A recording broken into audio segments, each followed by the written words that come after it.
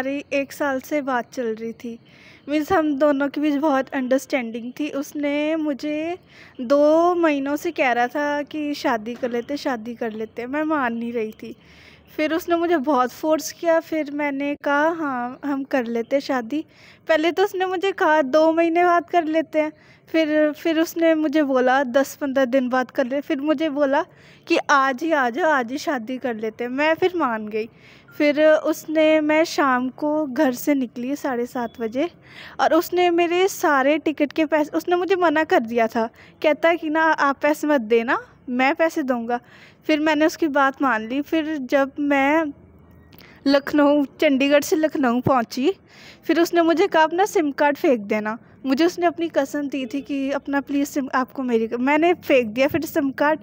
फिर उसके बाद क्या हुआ, मैं किसी दूसरे के फ़ोन से नेट वगैरह लेके मैं उससे बात करती थी। फिर वो मुझे कह रहा था आप जल्दी जल्दी आ जाओ, मुझसे वेट नहीं हो रहा। जब मैं उधर पहुंची, रत्नागिरी पहुंची, तब कोई लड़की बोल रही थी, उसी के ही नंबर से कोई लड़की बोल रही थी। और वो लड़की कहती कि ना ये तो उसने अपना नाम मुझे पूरा हर्ष यादव कुमार बताया था, पर ये सच नहीं था, वो एक फ्रॉड था। उसने मुझे फेक आईडी बना के मुझे मैसेजेस किए थे। उस नंबर में से एक लड़की और कहती ये तो किसी रोज़ान का नंबर है।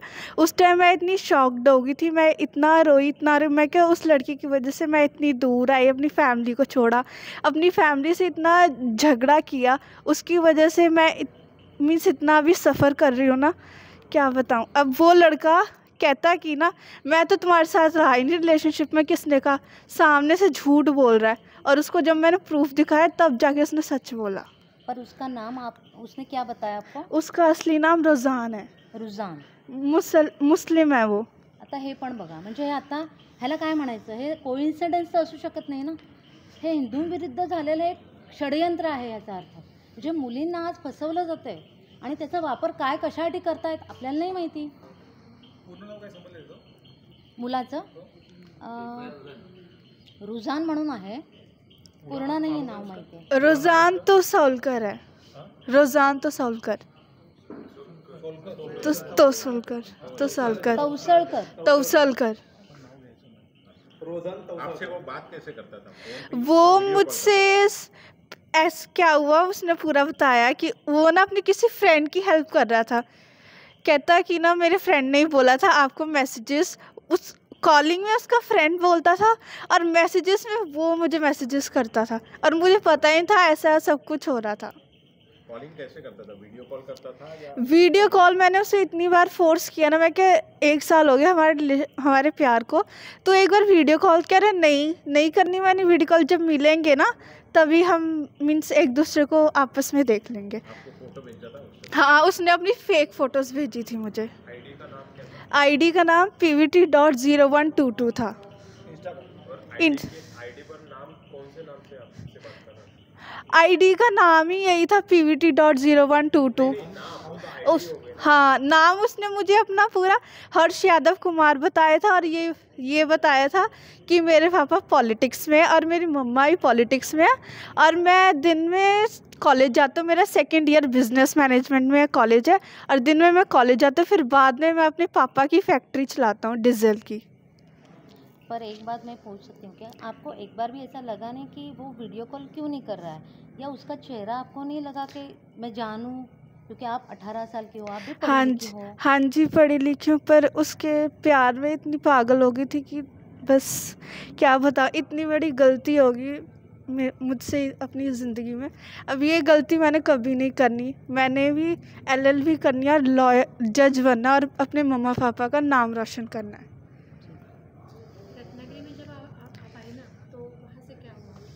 रत्नागिरी स्टेशन में रत्नागिरी में पहुंची, फिर मैं उसको मैंने आधे 1.5 घंटे तक मैं उसको इधर उधर ढूंढती रही। मैं कहा कहाँ पे है। उसने मेरा सिम भी निकलवा दिया था। फिर मैंने किसी और लड़की बैठी थी, उसको बोला कि मुझे प्लीज़ हॉटस्पॉट दे दे, मैं उससे बात करें। फिर मैंने उससे इतने मैसेजेस किए, इतने कॉल्स किए, उठाया नहीं।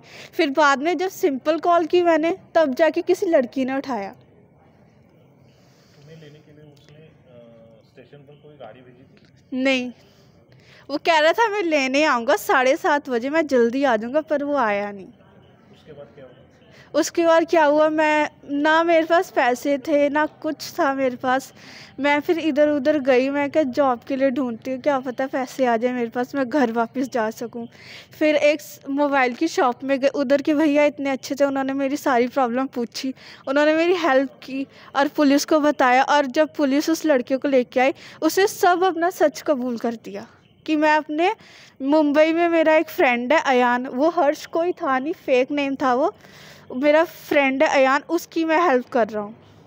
आप कब तक कांटेक्ट में थी उसके? मैं उसके कांटेक्ट में जब लास्ट टाइम जब लड़की बात कर रही थी तब तक। हाँ, वो यहाँ की लड़की थी जिससे आपने वो कह रही थी मैं आउट ऑफ स्टेशन हूँ, पर अभी ना मैं रत्नागिरी में नहीं हूँ। तो आप रत्नागिरी में आने के बाद आपको कोई मिला नहीं, उसने फोन भी नहीं किया नहीं, उसने तब जाने हाँ, जब पुलिस ने जब उस लड़के को फ़ोन किया तब जाके वो आया। वो लड़के को फोन किया पुलिस ने? हाँ, किया था। वो क्या बोला?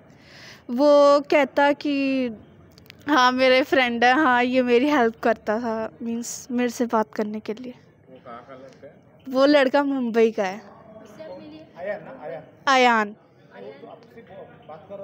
वो नहीं, वो रोजान है, जिसकी हेल्प कर रहा था उस लड़के का नाम अयान है। अयान से आप मिली नहीं ना? नहीं, मिली नहीं मैं। अभी बात करते थे ना? हाँ जी, तो आवाज अयान का था? हाँ जी, कॉल मैसेजेस रोजान करता था, कॉलिंग अयान से होती थी। एक ही नंबर से करते थे? हाँ जी, एक ही नंबर से। कैसे करते थे फिर?